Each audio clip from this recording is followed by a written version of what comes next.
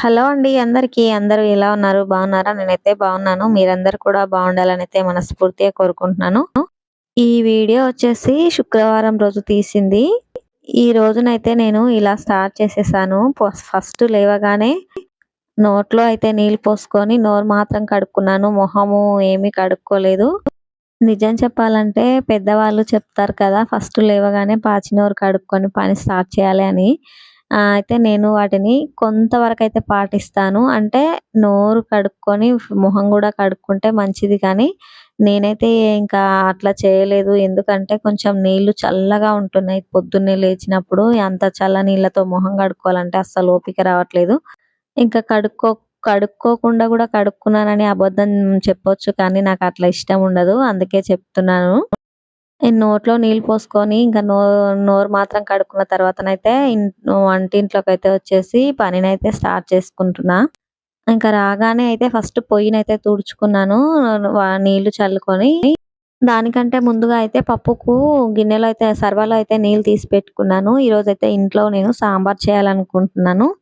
ఇంకా దానికోసం అని చెప్పి ఫస్ట్ అయితే నీళ్లు పెట్టుకొని, ఆ నీళ్లు వేడయ్యేలోగా అయితే పప్పును గూడా కడిగేసి నీళ్ళలో అయితే వేసుకుంటున్నాను. ఈరోజైతే నాకు మళ్ళీ అనుకోకుండా ప్రయాణం అయితే పడిందబ్బా! ఇంకా దానికోసం అని చెప్పేసి తొందరగా లేచాను. ఈ విషయం గురించి ఇంట్లో మా అత్తయ్య వాళ్ళకైతే ఇంకా తెలీదు. అంటే ఇంకా వాళ్ళు బయటికెళ్ళిపోతే నేను ఇంట్లోనే ఉంటాను అనుకుంటూ ఉంటారు వాళ్ళు. అంటే ఇంటి దగ్గర ఒక మనిషి ఉంటే ఇంట్లో పని ఏదైనా కొంచెం అటు ఇటు అయిపోయి ఉండిపోయినా గూడా నేను చేసుకుంటాను కదా! అని చెప్పేసి మా అత్తయ్య అయితే అనుకుంటుంది. లేదు మనం బయటికెళ్తున్నాం అని తెలిస్తే తొందరగా చేసుకోవాలి కదా! అని చెప్పేసి ఏదైనా పనిలో గానీ, దేంట్లోనైనా కొంచెం తొందరగా చేసుకుంటాం కదా! అయితే ఈ విషయం అయితే మా అత్తయ్యకి ఇంకా తెలీదు. నేను చెప్పలేదు. అంటే నేను నైట్ పడుకునే ముందయితే మా ఆయన ఫోన్ చేసి, "ఇట్లా నువ్వు హాస్టల్ దగ్గరికి వెళ్ళాలి" అని చెప్పేసి అన్నాడు. ఎందుకు అంటే, "ఇట్లా పాపకి జ్వరం వచ్చిందంట తీసుకురావడానికి వెళ్ళాలి. వాళ్ళు సాయంకాలమే ఫోన్ చేసి వచ్చి మీ పాపని తీసుకెళ్ళండి" అని అన్నారంట వాళ్ళైతే టీచర్స్. అయితే ఆ టైంలో వెళ్తే నేను మళ్ళీ రిటర్న్ రాలేను కదా! లేట్ అయిపోతది బస్సులుండవని చెప్పేసి మా ఆయనైతే "వీలు కాదు మేడం" అని చెప్పేసి వాళ్ళకి చెప్పాడంట. అందుకని చెప్పేసి నాకు ఇంకా ఆ టైంలో చెప్పి కొంచెం పొద్దుగాల లేచి తొందరగా వెళ్ళు. జ్వరంతోటి ఉంది కదా! లేట్ అయితే ఇబ్బందయితదని చెప్పేసి ఫోన్ చేశారు మా ఆయన.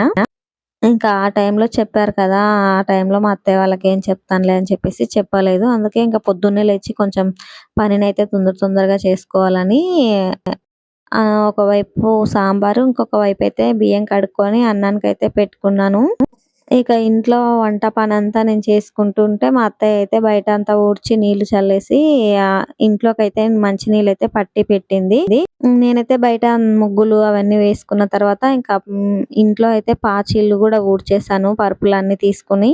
ఈ ప ఈ వీటినన్నింటిని నేను చూయించలేకపోయాను. ఎందుకంటే అవన్నీ చేస్తూ చూయించాలంటే నాకు లేట్ అయిపోతది.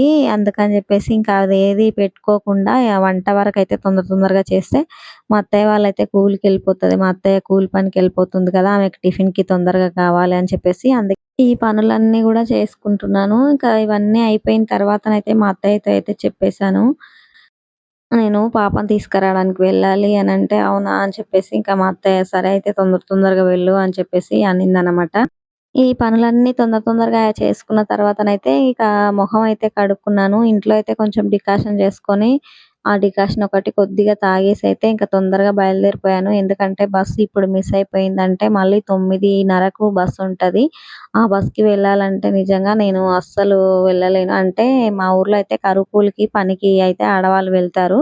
ఇంకా ఆ టైంకి కాలేజీ పిల్లలు, కరువు కూలికి వెళ్ళే ఆడవాళ్ళు అందరూ కలిసి ఆ బస్సుని ఎక్కుతారు చూడండి. అస్సలు అందులో కాళ్ళు, చేతులు ఎవరికి ఎక్కడ ఇబ్బంది అయిపోతుందని గూడా కనిపించదనమాట. అంతగా ఎక్కేస్తారనమాట ఆ టైంకి. అందుకని ఇంకా గబగబా తయారైపోయి అయితే బస్‌కైతే వెళ్ళిపోదామని వెళ్ళాను. అయితే నేను వెళ్ళిన 8 గంటల బస్సు గూడా చాలా మందే ఉన్నారు.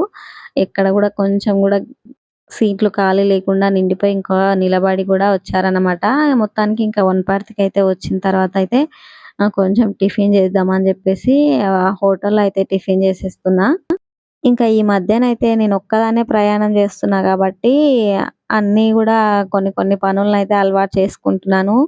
ఏంటంటే నేను ఎప్పుడు గూడా ఒక్కదాన్నే అయితే ఇట్లా టిఫిన్ జేయడం అంటే అసలు చేసిందే లేదనమాట.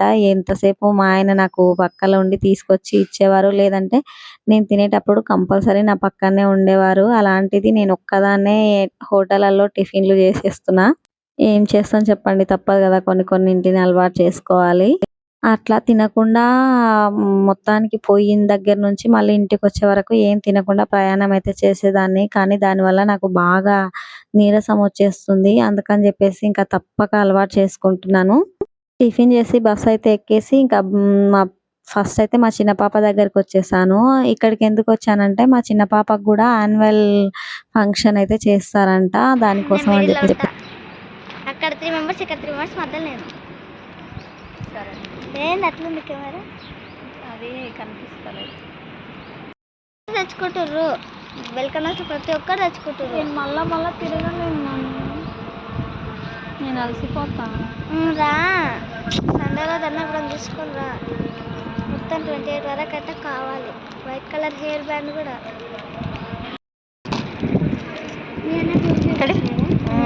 వీడియో తీసేదేమో. అబ్బో కరెక్ట్ సరిపోయిందా? సూపర్ సరిపోయినారా రిత్తికాకు.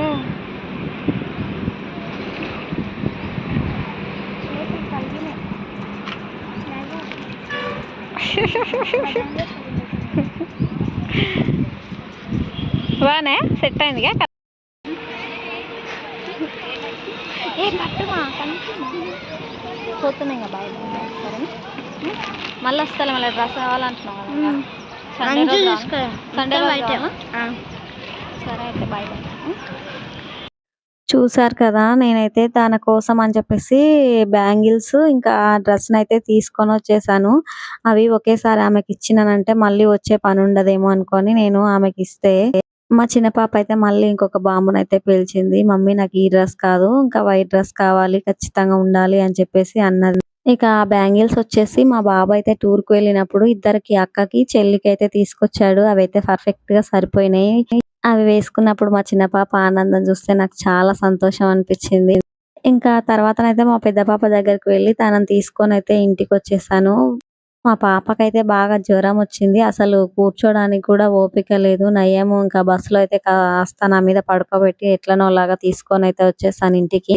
ఇంకా తనని తీసుకొచ్చేటప్పుడే హాస్పిటల్‌కి కూడా చూయించుకొని వచ్చాను దారిలోనే.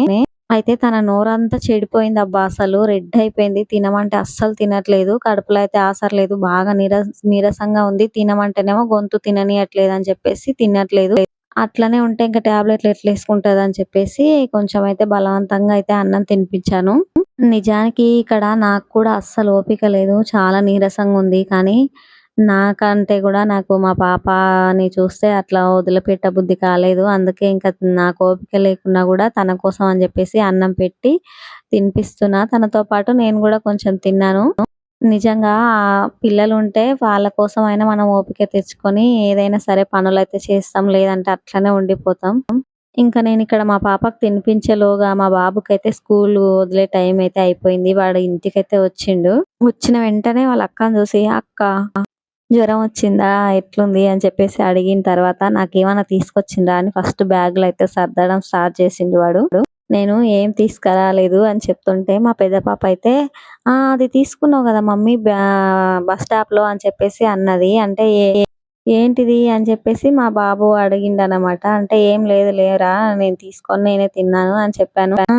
నాకెందుకు తేలేదని వాడి ఏడుపు. అయితే ఏంటంటే పాప కోసం అని చెప్పేసి మహబూబ్ నగర్ బస్ స్టాప్‌లో అయితే ఒక భక్షాన్నయితే తీసుకున్నాను. తనకు తినిపిద్దాము నీరసంగా ఉందని అని అనుకుంటే, ఆమె అయితే అస్సలు తినలేదు. అందుకని చెప్పేసి ఇంకా దాన్ని అట్లనే ఉంచి తీసుకొచ్చేసాను ఇంటికి. అయితే మా బాబుకు అట్లా కావాలని అబద్ధం చెప్పాను. కానీ వాడికి చాలా ఇష్టము ఈ భక్షం అంటే.